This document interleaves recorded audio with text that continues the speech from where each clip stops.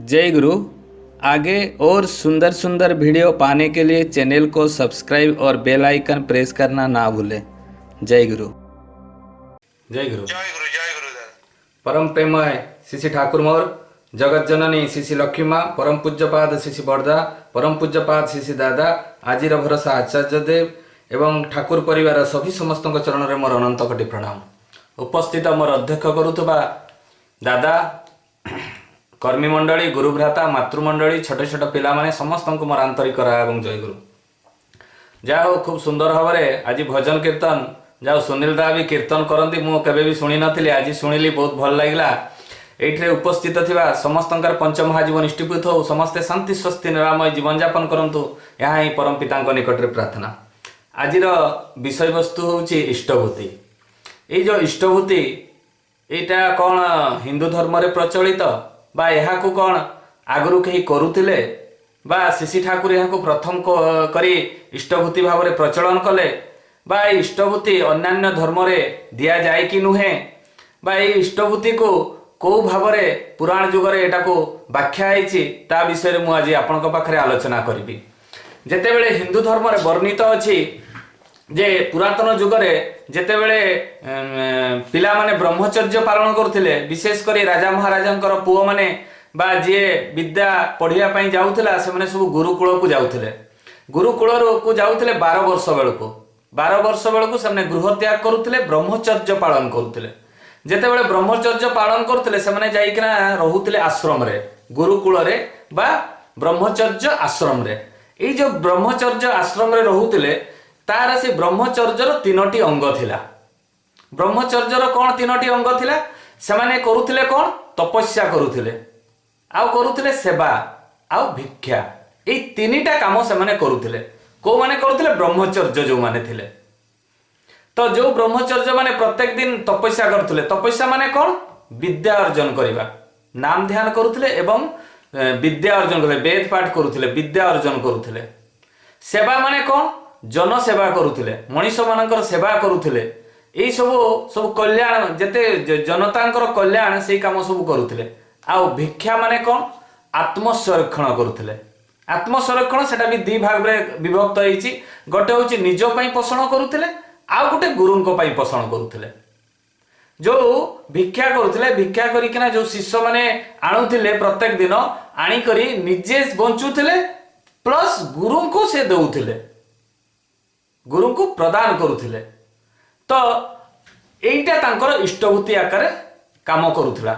शिष्य माने जो गुरु को प्रदान करुथिले गुरु को न देई करी से माने खाउ नथिले एटा होची से समय रो इष्टभूति थिला। तो इष्टभूति रो माने कोन इष्ट माने मंगल आ भृति माने भरण पोषण करिबा। ताने सेही समय रे शिष्य माने बा जो ब्रह्मचर्य आश्रम रे रहुथिले शिष्य माने से गुरुंकर भरण पोषण पाई से माने भिक्षा करुथिले। एई जिनिसटा को श्री ठाकुर इष्टभूति नाम रे नामित कले। माने इष्टंकर भरण पोषण पाई आमे किछि अर्घ्य प्रदान करिबा।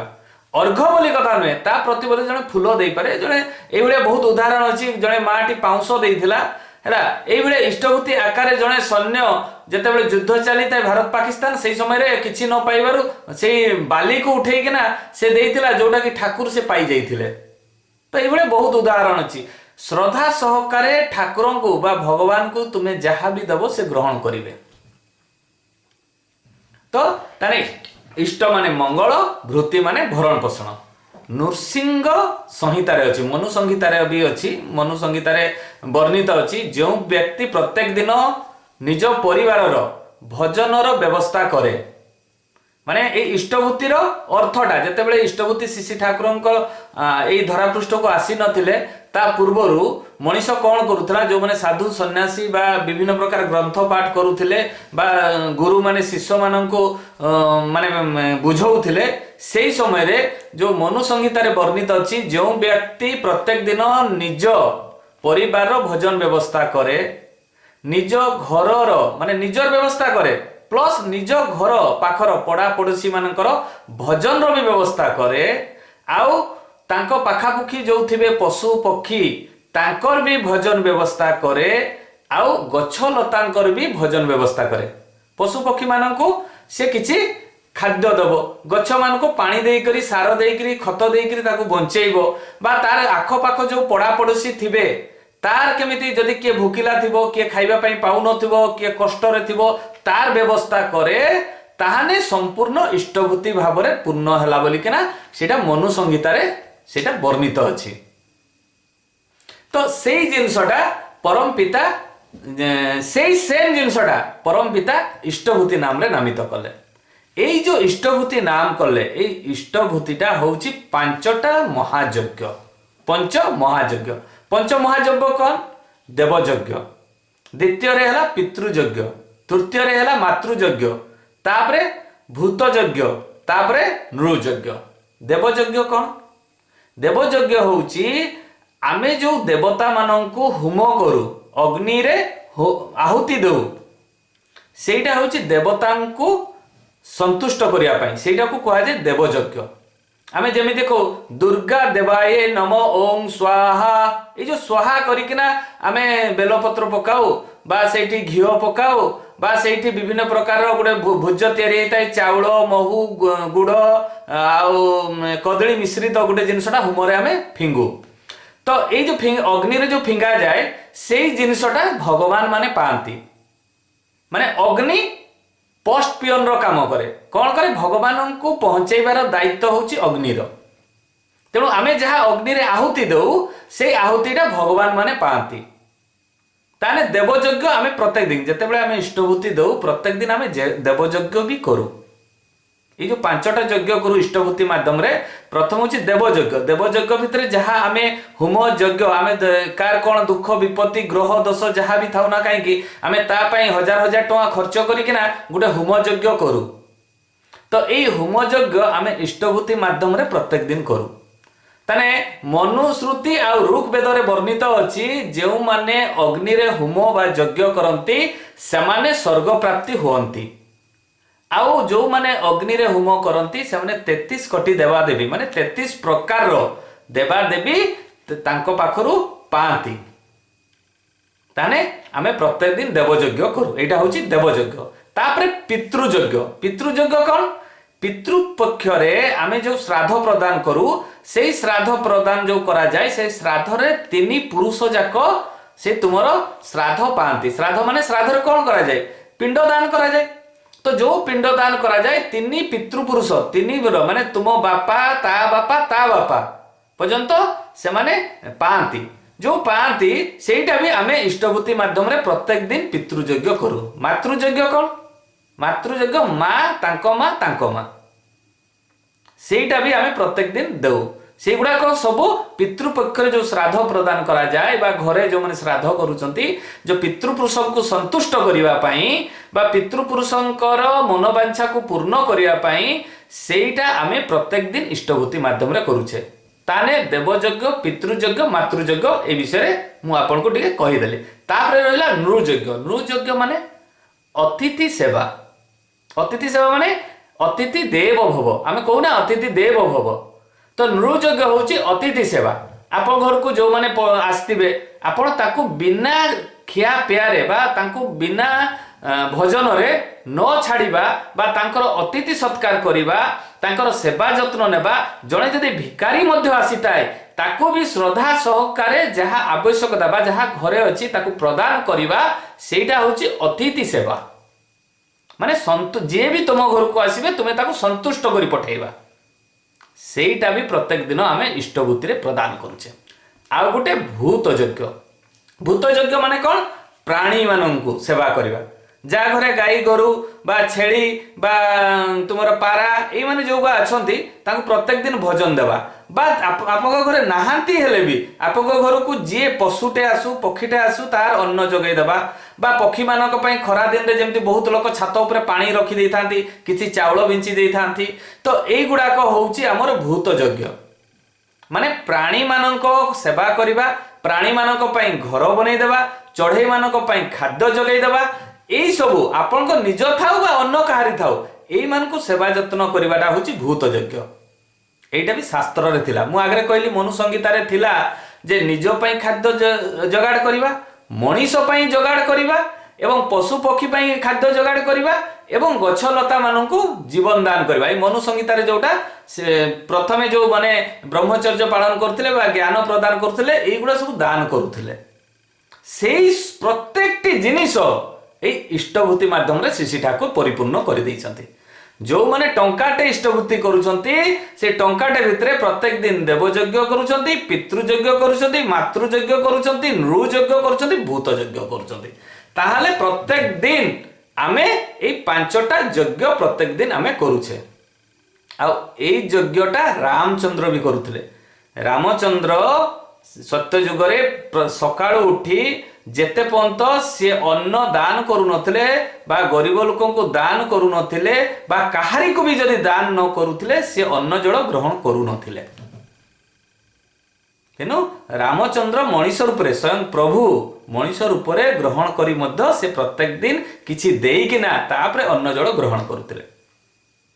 ମହାଭାରତରେ ସେଇଭଳିଆ ଶ୍ରୀକୃଷ୍ଣ ଗୀତାରେ କହିଛନ୍ତି ଯେ ମତେ ଯିଏ ନ ଦେଇକରି ଅନ୍ନ ଜଳ ଗ୍ରହଣ କରେ ସେ ବିଷ୍ଟା ଗ୍ରହଣ କରେ। ଏଠି ଗୀତାରେ ଲେଖା ହେଇଛି। ଆଉ ଚୋରର ଭକ୍ଷଣ କରେ, ଚୋରି କରି ସେ ଭକ୍ଷଣ କରେ। ତାହେଲେ ଏଇ ଦୁନିଆର ଟୋଟାଲ ସୃଷ୍ଟି ସେଇ ପ୍ରଭୁଙ୍କର। ପାଣି ବି ସୃଷ୍ଟି ପ୍ରଭୁଙ୍କର, ପବନ ବି ସୃଷ୍ଟି ପ୍ରଭୁଙ୍କର, ଅଗ୍ନିର ସୃଷ୍ଟି ବି ପ୍ରଭୁଙ୍କର। ଏଇ ଯୋଉ ସଂସାରରେ ଯେତେ ଅଛି ପ୍ରତ୍ୟେକଟି ଜିନିଷ ହଉଛି ତାଙ୍କର। ତାଙ୍କର ଦୟାରେ ଆମେ ବଞ୍ଚିଛେ। ପବନଟା ଯଦି ନଥାନ୍ତା ତାହେଲେ ତ ଆମେ ମରି ଯାଇଥାନ୍ତେ। ଆଲୋକଟା ଯଦି ନଥାନ୍ତା ଆମେ ଦେଖି ନ ପାରିଥାନ୍ତେ। ଜଳଟି ନଥାନ୍ତା ତାହେଲେ ବି ଆମେ ମରି ଯାଇଥାନ୍ତେ। ତାହେଲେ ଫ୍ରିରେ ଏଇ ଜିନିଷ ଗୁଡାକ ପାଉଛେ, ତା ପ୍ରତି ବଦଳରେ ତ ଆମେ ବିଷ୍ଣୁକୁ କିଛି ଦଉନୁ। ଆମେ ଯୋଉ ଫ୍ରିରେ ବଞ୍ଚିଛେ, ଆମେ ଯଦି କୌଣସି ଇଲେକ୍ଟ୍ରିକ ଲାଇନ କନେକ୍ସନ କରୁଛେ ତା ପାଇଁ ବିଲ୍ ଦେବା ପାଇଁ ପଡୁଛି। ଯଦି ପନିପରିବା ଆଣୁଛେ ବିଲ୍ ଦେବା ପାଇଁ ପଡୁଛି ବା ପଇସା ଦେଇକରି ଆମେ କିଣିକିନା ଆଣୁଛେ, ସଉଦାଟା ଆଣୁଛେ ପଇସା ଦେଇକରି କିଣିକିନା ଆଣୁଛେ, ହଜାର ହଜାର ଟଙ୍କା ଖର୍ଚ୍ଚ କରୁଛେ। କିନ୍ତୁ ଯୋଉଟା ମୂଲ୍ୟ ମାନେ ସେଇ ଜିନିଷଟାରୁ ବହୁତ ତାର ମୂଲ୍ୟ ଆମେ କେଉ ଦଉନା। ଯୋଉଟା ପାଇଁ ଜୀବନଟା ତାର ମୂଲ୍ୟ ଆମେ କେବେ ବି କାହାକୁ ଦଉନା। ସେଇ ପବନଟିର ମୂଲ୍ୟ ଆମେ କେବେ ଦଉନା। ସେଇ ଅଗ୍ନି ବା ନିଆଁ ବା ସୂର୍ଯ୍ୟଙ୍କର ଆମେ ମୂଲ୍ୟ କେବେ ଦଉନା, କି ପାଣିର ମୂଲ୍ୟ ଆମେ ଦଉନା, ଯୋଉଟା ଆମେ ଫ୍ରିରେ ଖାଉଛେ।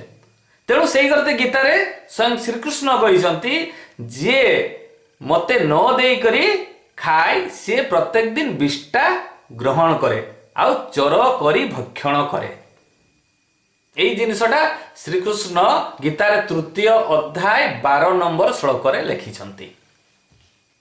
হেগলা তাপরে কোন আছে মুনি মানে যেতেবেলে আগ যুগরে যদি আমি লক্ষ্য করিবা তাহলে মুনি ঋষি মানে তর্পণ করুଥିଲେ। তর্পণ মানে কোন যে যেতেবেলে সেমানে যাউଥିଲେ গাধেবা পাই, গাধে মানে সকাল উঠি গাধেবা পাই যাউଥିଲେ, গাধেবা পাই গলা পরে সেমানে কোন করুଥିଲେ সেইটি যাইকিনা সেমানে জলরে পানি আঞ্জুলিয়ে ধরুଥିଲେ, সূর্যଙ୍କୁ লক্ষ্য করি से ସେଇଠି मंत्र पाठ करुଥିଲେ, सूर्य को जल ग्रहण करते, जल दौले। तो ସେଇଟା ତାଙ୍କର तर्पण कहा जाए। ସେଇଟା गोटे प्रकार तांकर इष्टभूति प्रत्येक दिन दौले, जल तांको प्रदान करुଥିଲେ इष्टभूति आकार रे साधु सन्यास माने पूर्व काल रे। तापरे एई इष्टभूति को आमे निकुंभिला यज्ञ मध्य कहा जाए। इष्टभूति को आमे निकुंभिला यज्ञ मध्य कहा जाए। निकुंभिला यज्ञ कौन? निकुंभिला होची मेघनाथ। मेघनाथ कौन हैला?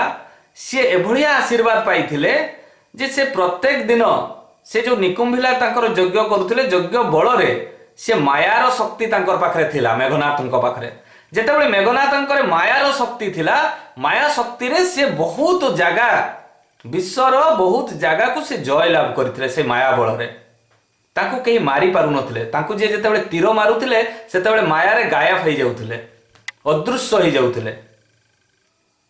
तो से दिनकर कथा रावण कौन कला? इंद्रपुरी को युद्ध करिया पई गला, इंद्र को हरैबा पई। देखिला जे इंद्र सहित जेतेबेले रावणकर युद्ध होला, से युद्ध समय रे कौन हैला? इंद्र आउ रावण दी जनकर युद्ध रे देखिले इंद्र जे मु तो रावण को मारी परिबि नै, काहे कि से ब्रह्मांकर वर प्राप्त, तेणु ताको बंदी तो करि परिबि। इंद्र रावण को बंदी करि देले। जेतेबेले बंदी करदेले सेई समय मेघनाथ एई जिनसटा जानि पारले। जेतेबेले जानि पारले जे पिता को बंदी करिसंती इंद्र, से गले युद्ध करिया पई। सेई जो माया बଳରେ से युद्ध कले, से युद्ध करू करू करू करू युद्ध करू करू से रावण को से कोन कले? से मुक्ति कले मुक्ति करिकिना बंदी बनैकिना मारिबा पई जेतेबेले इंद्रजित को दौड़ेले सेतेबेले ब्रह्मा प्रकट हेले जेतेबेले ब्रह्मा प्रकट हेले सेई समय रे सेतेबेले कहले से मेघनाथ को जे तुमे इंद्रजित को तुमे मारो नहीं ताकू छाड़ी दियो तुमे जहा बर मागिबो मु देबी एई कथाटा मेघनाथ को कहले स्वयं प्रभु ब्रह्मा तो से ब्रह्मा जेतेबेले एई कथाटी कहले सेई समय रे कोन हेछि से कहले जे मेघनाथ कहले जे प्रभु मते एभलिया गोटे बर दियो जे मु केबे भी मृत्युवरण हेबी नाही अमर बर मते दियो तो सेतेबेले ब्रह्मा चिंतित होई गले चिंतित होई कहले जे मेघनाथ ठीक अछि मु तुमको अमर बर देबी किंतु तुमे जो यज्ञ करूछ जो निकुंभिला यज्ञ करूछ ताकू तुमे संपूर्ण करो से संपूर्ण समय रे से भितर गोटे घोड़ा बाहरिबो से जो घोड़ा दीटा घोड़ा बाहरिबो एवं से माध्यम रे जो रथटा बाहरिबो से रथ ऊपर तुमे बसिला परे से घोड़ा को जहा निर्देश करिवो ताहा ही तुमर मनस्कामना पूर्ण हबो तो आशीर्वाद ग्रहण कले से मेघनाथ गले से जीवा पूर्वरु से जेतेबेले तांको रावण को नेइकिना जाउछंती सेतेबेले इंद्रजित कहउछंती जेहेतु तुमे इंद्र को जय करिछो तुमर नाम आजि ठारू इंद्रजित बोलिकिना दिया गला तो सेटा भी ब्रह्मा शुणिले से तेणु सेई दिन ठारू मेघनाथंकर नामकरण इंद्रजित हला तापरे गले किछि दिन परे एई जो लक्ष्मणंकर सहित युद्ध चली थाए रामायण समय रे से किभଳି लक्ष्मण को मारिबे से तांकर प्रचेष्टा रे से आ पारु नहांती शेषरे से कोन कले गुटे गुंफा भितरे बसी से इंद्रजित मेघनाथ गुटे गुंफा भितरे बसी से तपस्या आरंभ कले जेतेबेले से तपस्या आरंभ कले जे से चिंता कले जे ब्रह्मा जो आशीर्वाद करिसंती जे मु ताकू जदी यज्ञ टिकी सफल करे ताहले से भितर गुटे रथ बाहरिबो से रथ रे दीटा घोड़ा थिबो आ मु जदी सेटा को बाहर कर दे ताहले ए युद्ध तो जययुक्त हेबी प्लस मु अमर हे जिवि तेणु से कले गुंफा भितर को गले यज्ञ आरंभ कले आ स्वयं प्रभु रामचंद्र तो से स्वयं कर्ता धर्ता विधाता से तो सबु अंतर्जामी तेणु सी कौन कले हनुमान को पठेले जे से यज्ञटी को केमती भंग करिवा पई जेतेबेले से यज्ञटी को भंग करिवा पई से पठेले से हनुमान को आ तांकर सहित किछि बानर सेना इंद्रजित को बहुत प्रहार कले से गुंफा भितरे किंतु इंद्रजित टिके भी टळु न थांती पूरा से यज्ञ रे पूरा यज्ञ कुंड रे से आहुति देबारे तांकर लागि पड़ी थांती से घियो से सब विभिन्न प्रकार वस्तु से अर्पण करूथांती जेतेबेले देखिले हनुमान शक्ति काम देला नहीं शेष रे कौन कले विराट बड़ गोटे पानी रो हंडा आनी से होम कुंड ऊपर ढाली देले आ से होम कुंडटी लिभि गला जेतेबेले लिभि गला इंद्रजित गर्जन करि पखैला सी कहला एठी तो मोर भग्न हो गला से दौड़िला आ गोटे जगार से होम करिया पई किंतु परवर्ती मुहूर्त रे लक्ष्मण ताको हत्या करथिले तो सेई जो असंपूर्ण हो गला से यज्ञ तेणु सी मृत्यु मुखरे पड़िला आमे सेइथि पई सेई बाबादांकर गोटे जाजन रे से कहिथिले जे एई इष्टभूति होउची से निकुंभिला यज्ञ आमे ताको प्रत्येक दिन पालन करूछे आमे जदि ताको ठीक भाबरे कंटाय कंटाय आमे पालन करिबा एई यज्ञ जदि संपूर्ण हुए ताने आमे विष्णु लोक पाई परिबा तेणु केते बड़ जिनिस निकुंभिला यज्ञ आ एई इष्टभूतिर महत्व इष्टभूति 1925 मसीह शिशि ठाकुर कही आसुथिले किंतु 1938 मसीह गोटे ऋत्विक कॉन्फ्रेंस हला सेटा होची प्रथम ऋत्विक संघ तैयारी हला 1938 मसीह सेही समय जेतेबेले ऋत्विक संघ तैयारी हला सेही समय इष्टभूति को समस्तंका सामना रे परिवेषण कर दिया गला जे किभଳି को प्रकार दिया हबो तापरे 1964 मसीह इष्टभूति मंत्र को माने गोटे रूप प्रदान कले परम पूज्यपाद शिशि बड़दा से मंत्र को रूप प्रदान कले माने ताकू गोटे भल भाव तैयारी कले आ ताकू परम पूज्यपाद शिशि दादा मूल बंगला भाषा रे ताकू अनुवाद करी ताकू सुंदर भाव रे लेखिले तापरे विभिन्न भाषा रे से आसाम हो बा उड़िया हो बा इंग्लिश हो विभिन्न भाषा रे परम पूज्यपाद दादा ताकू अनुवाद करी समस्त को ताकू प्रेरण करागला तापरे इष्टभूति आमे देबा केते बेले ଇଷ୍ଟବୃତ୍ତି ଦେବାର ତାର ବିଧି ବିଧାନ ଅଛି ପ୍ରତ୍ୟୁଷରୁ। ପ୍ରତ୍ୟୁଷରୁ ମାନେ ସୂର୍ଯ୍ୟ ଉଦୟ ପୂର୍ବରୁ। ତାହେଲେ ଆମେ ଉଠିବା କେତେବେଳେ? ଭୋର 4ଟାରୁ 5ଟା ଭିତରେ ଆମେ ଇଷ୍ଟବୃତ୍ତି ପ୍ରଦାନ କରିବା। ପ୍ରଥମ ନାମ କରିବା, ନାମ ଧ୍ୟାନ କରିବା, ତାପରେ ଇଷ୍ଟବୃତ୍ତି ଦେବା, ତାପରେ ପ୍ରାର୍ଥନା ସମୟ, ତାପରେ ଥାଲକୁଡ଼ି ପତ୍ର, ଗୁରୁ ଗୁରୁଜନ ମାନଙ୍କୁ ପ୍ରଣାମ କରିବା। ଏଇ ସବୁ ବିଧାନ ରହିଛି। ୟା ଭିତରେ ବହୁତ ସାଇଣ୍ଟିଫିକ ବି କାରଣ ରହିଛି। ନାମ ଧ୍ୟାନ କଲେ ଆପଣ ମାନେ ଜାଣିଛନ୍ତି ବ୍ରେନର ଡେଭଲପ ହୁଏ। ନାମ ଧ୍ୟାନ କଲେ, ଇଷ୍ଟବୃତ୍ତି ପ୍ରଦାନ କଲେ ଆପଣ ଜାଣିଛନ୍ତି, ମୁଁ ଏଇ ବର୍ତ୍ତମାନ କହିଲି ଯେ 5ଟା ମହାଯଜ୍ଞ ସକାଳୁ କରୁଛେ, ତାର ନିକୁମ୍ଭିଲା ଯଜ୍ଞ ସମତୁଲ୍ୟ। ଏଇଟା ବି ମୁଁ ଆପଣଙ୍କ ପାଖରେ ମୁଁ ସେଇ କଥାଟି ଉତ୍ଥାପନ କଲି। ଆଉ ଇଷ୍ଟବୃତ୍ତି ଯେତେବେଳେ ଦେବା ପ୍ରେମ ଭରା, ଯେମିତି ଆମେ ପ୍ରଦାନ କରୁଛେ ପରମ ପିତାଙ୍କୁ, ସେଇଭଳିଆ ଅନୁଭବ ହେବା ଦରକାର। ସେଇଭଳିଆ ଅନୁଭବ ହେଇ ଦେଲେ ସେଇଟା ଗ୍ରହଣ ହୁଏ। ଆଉ ଆମେ ଯଦି 7ଟା ବେଳେ ଦେବା, 8ଟା ବେଳେ ଦେବା, ସେଟା ଗ୍ରହଣ ଯୋଗ୍ୟ ନୁହେଁ। ଆମେ ତାଙ୍କୁ ପଇସା ଆକାରରେ ଦେଲେ। ସେଇଥିପାଇଁ ଶାସ୍ତ୍ରରେ ଲେଖା ହେଇଛି ଯେ ସକାଳୁ ଭଗବାନ ମାନେ ଏଇ ଧରା ପୃଷ୍ଠରେ ବିଚରଣର ପ୍ରମାଣ ରହିଛି। ଯଦି ସେ ପ୍ରତ୍ୟୁଷରୁ ଆମେ ଇଷ୍ଟବୃତ୍ତି ଦଉ, କୋଉ ଦିନ ନା ଆମ ପାଖରୁ ସିଏ ହାତରେ ଗ୍ରହଣ କରିବେ ତାର କୌଣସି ହିଁ ମାନେ ନାହିଁ। କୌଣସି ଦିନ ଆପଣଙ୍କ ଘରକୁ ଆସି ସେ ଗ୍ରହଣ ବି କରିପାରନ୍ତି, ଯଦି ସେଇଭଳିଆ ଭକ୍ତି ଭାବରେ ଆମେ ତାଙ୍କୁ ଦେଉ। ଆଉ ଇଷ୍ଟବୃତ୍ତି ଆମେ 29 ଦିନରେ ନିଅନ୍ତି ନାହିଁ ଠାକୁର। ଆଉ 31 ଦିନ ହେଇଗଲେ ଗ୍ରହଣ କରନ୍ତି ନାହିଁ। 30 ଦିନ ମାନେ 30 ଦିନ। ଯୋଉ ଦିନ 30 ଦିନ ହେବ ସେଇ ଦିନ ହିଁ ଦିଆଯିବ। ଯୋଉ ଦିନ ଇଷ୍ଟବୃତ୍ତି ଦିଆଯିବ ସେଇଦିନ ଅନ୍ନ ଜଳ ଗ୍ରହଣ କରାଯିବ ନାହିଁ। ସକାଳୁ ଯଥାସ୍ଥାନରେ ଉପଯୋଜନା କେନ୍ଦ୍ର ହଉ ବା ସତ୍ସଙ୍ଗ କେନ୍ଦ୍ର ହଉ ବା ଯୋଉ ଫିଲାନ୍ଥର ଅଫିସରେ ତାକୁ ଯେତେ ପର୍ଯ୍ୟନ୍ତ ଡିପୋଜିଟ୍ ନ ହେଇଛି ବା ତାକୁ ଦିଆ ନ ହେଇଛି ସେତେ ପର୍ଯ୍ୟନ୍ତ ଅନ୍ନ ଜଳ ଗ୍ରହଣ କରିବା କଥା ନୁହେଁ। ଆଉ ଯୋଉ ଦିନ ଆମେ ଇଷ୍ଟବୃତ୍ତି ଦଉ ସେଇଦିନ ମାତୃଭୃତି ଆଉ ପିତୃଭୃତି ବି ଦିଆଯାଏ। ମାତୃଭୃତି ପିତୃଭୃତି ପ୍ରତ୍ୟେକ ଦିନ ଦେବା କଥା। ଯଦି ଜଣେ ନ ଦଉଛି ସେଇଦିନ ମାତୃଭୃତି ପିତୃଭୃତି ବି ଦିଆଯାଏ। ଯେତେବେଳେ ମା ବା ବାପା ବଞ୍ଚିଥାନ୍ତି ତାଙ୍କ ଉଦ୍ଦେଶ୍ୟରେ କିଛି ଅର୍ଘ୍ୟ ବା କିଛି ପଇସା ରଖାଯାଏ।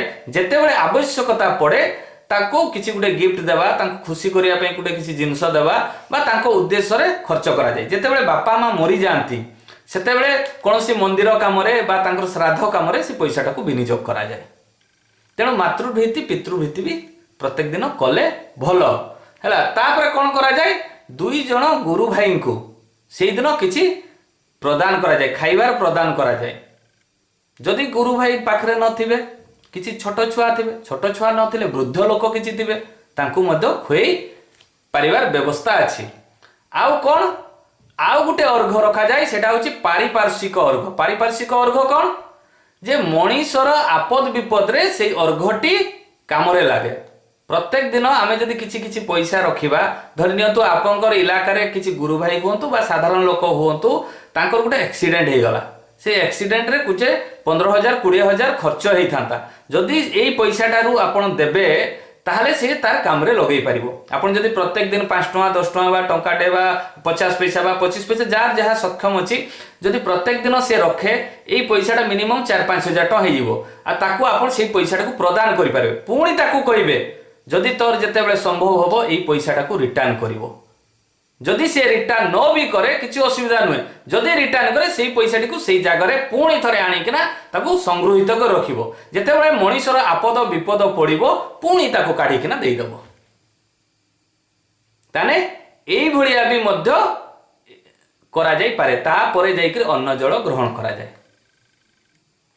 ତାହେଲେ ଇଷ୍ଟବୃତ୍ତି ଯୋଉଦିନ ପ୍ରେରଣ କରାଯାଏ ଏତିକି ନିୟମ ପାଳନ କରିବା ବାଞ୍ଛନୀୟ। ତାପରେ ଇଷ୍ଟବୃତ୍ତିର ଗୋଟେ ମହତ୍ତ୍ୱ ମୁଁ କହିବି।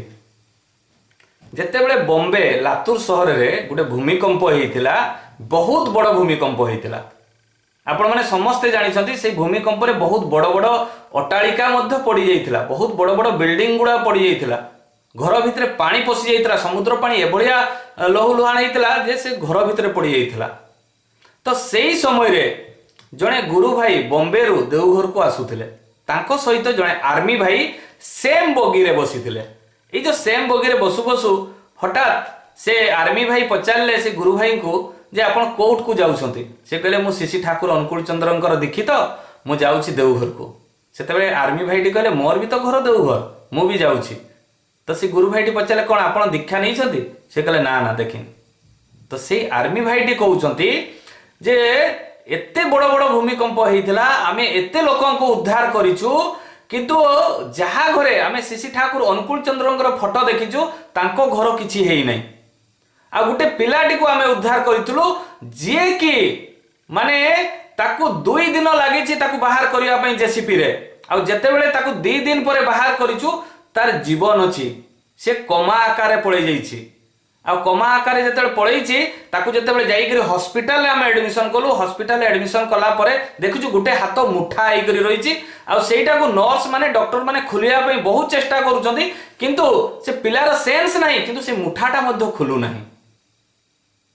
ତାକୁ 7 ଦିନ ପରେ ଯେତେବେଳେ ସେନ୍ସ ଆସିଲା, ମୁଠାଟି ଯେତେବେଳେ ଖୋଲୁଛନ୍ତି ତା ହାତରେ ଟଙ୍କାଟେ ଗୋଟେ ଥିଲା। ତାପରେ ତାକୁ ଯେତେବେଳେ ପଚାରୁଛନ୍ତି ତ ସେତେବେଳେ କହୁଛନ୍ତି, ସେ ପିଲାଟି କହୁଛି ଯେ ଯେତେବେଳେ ଭୂମିକମ୍ପ ହେଲା ସେତେବେଳେ ଭର ଭର ହଉଥିଲା ଭୂମିକମ୍ପ, ମୁଁ ସେତେବେଳେ ଠାକୁରଙ୍କ ପାଖରେ ନାମ କରି ଇଷ୍ଟଭୂତି କରୁଥିଲି। ଆଉ ଯେତେବେଳେ ଇଷ୍ଟଭୂତି କରୁଥିଲି ସେଇ ସମୟରେ ସେ ବିଲ୍ଡିଂଟା ଧସିଗଲା, ଆଉ ମୁଁ ସେଇଥିରେ ଦବିକିନା ରହିଗଲି। ଯେତେବେଳେ ଦବିକିନା ରହିଗଲି ସେଇ ନାମ ନେଉ ନେଉ ନେଉ ନେଉ ନେଉ ମୁଁ କେତେବେଳେ ଯେ ମୁଁ କ'ଣ ହେଇଗଲି ମୁଁ ଜାଣିପାରିଲି ନାହିଁ। ତାପରେ ଯେତେବେଳେ ଆପଣମାନେ କହୁଛନ୍ତି ଯେ 7 ଦିନ ପରେ ମୋର ସେନ୍ସ ଆସିଛି, ମୁଁ ଆଜି ଭାବୁଛି ଯେ ମୋତେ ପରମ ପିତା ସେଇ ଇଷ୍ଟଭୂତି ପାଇଁ ହିଁ ବଞ୍ଚେଇଛନ୍ତି। ତ ସେତେବେଳେ ସେ ଗୁରୁ ଭାଇଟି ସେ ଆର୍ମି ଭାଇକୁ କହୁଛନ୍ତି ଯେ ଆପଣ କ'ଣ ଠାକୁରଙ୍କର ଦୀକ୍ଷା ନେଇନାହାନ୍ତି? ସେ କହିଲେ ନା ମୁଁ ଦୀକ୍ଷା ନେଇନି। ତ ଆପଣ ଠାକୁରଙ୍କର ଦୀକ୍ଷା ନେବେ କି? ସେ କହିଲେ ମୁଁ ନିହାତି ନେବି। ଜୀବନ୍ତ ପ୍ରମାଣ ମୋ ଆଖିରେ ଦେଖିଛି। ଏଇ ଯୋଉ ସର୍ଭେରେ ମୁଁ ଯେ ଥିଲି 15 ଦିନ ଭିତରେ, ସେ ଆର୍ମି ଭାଇଟି କହୁଛନ୍ତି ଯେ 15 ଦିନ ଭିତରେ ମୁଁ କେତେ ଘର କେତେ ଲୋକଙ୍କୁ ମୁଁ ସୁରକ୍ଷା ପ୍ରଦାନ କରିଛି। ସେଇ ଭିତରେ ଦେଖିଛି ଗୋଟେ କୁଡ଼ିଆ ଘରେ ମଧ୍ୟ ତାଙ୍କର ଗୋଟେ ଚାଳଟା ବି ପଡ଼ିନି। ଏତେ ବଡ଼ ବଡ଼ ବିଲ୍ଡିଂ ପଡ଼ିଗଲା କିନ୍ତୁ ସେ କୁଡ଼ିଆ ଘରେ ସେ ଚାଳଟା ଉଡ଼ି ନାହିଁ। ଆଶ୍ଚର୍ଯ୍ୟଜନକ। ଆଉ ତା ଘରେ ଠାକୁରଙ୍କର ବିଗ୍ରହ ଅଛି। ତାହେଲେ ଇଷ୍ଟଭୂତିର ମହତ୍ଵ ଦେଖନ୍ତୁ କେତେ ବିଚିତ୍ର। ଏଇଭଳିଆ ତ ପ୍ରତ୍ୟେକ ମଣିଷର ଜୀବନରେ ଉଦାହରଣ ରହିଛି, ପ୍ରତ୍ୟେକଟି ମଣିଷର ଜୀବନରେ ଉଦାହରଣ ରହିଛି। ଯାହା ବି ହଉ ସମୟ ହେଇଯାଇଛି, ଏଇଭଳିଆ କହି ଚାଲିଲେ କହି କହି କହି କହି ବହୁତ ଗୁଡ଼ା କଥା ରହିଛି, କହି ଚାଲିଥିବି। ତେଣୁ ଯାହା ବି ହଉ ଆଜି ଏଇ ଶୁଣା ସତ୍ସଙ୍ଗ କେନ୍ଦ୍ରରେ ମୋତେ ସୁଯୋଗ ଦେଇଥିବାରୁ ମୁଁ ବହୁତ ଭାଗ୍ୟବାନ ମନେ କରୁଛି। ଆଉ ଆଜି ଇଷ୍ଟଭୂତି ପ୍ରସଙ୍ଗ ରଖିଥିବାରୁ ତେଣୁ ପରମ ପିତାଙ୍କ ନିକଟରେ ମୁଁ ପ୍ରାର୍ଥନା କରୁଛି ସମସ୍ତେ ଶାନ୍ତି ସ୍ୱସ୍ତି ନିରାମୟ ଜୀବନ ଯାପନ କରନ୍ତୁ, ସମସ୍ତେ ହିଁ ମଙ୍ଗଳକାଂକ୍ଷୀ ହୁଅନ୍ତୁ। ଆଉ ଇଷ୍ଟଭୂତି ଯେ ପ୍ରତ୍ୟେକ ଦିନ ପ୍ରଦାନ କରାଯିବ ବା ତାକୁ ନିର୍ଦ୍ଦିଷ୍ଟ ସ୍ଥାନରେ ପହଞ୍ଚାଯିବ, ନିୟମ ବିଧାନ ମାଫିକ କରନ୍ତୁ, ଦେଖିବେ ପ୍ରତ୍ୟେକଟି ମଣିଷର ପରିବର୍ତ୍ତନ ହେବ।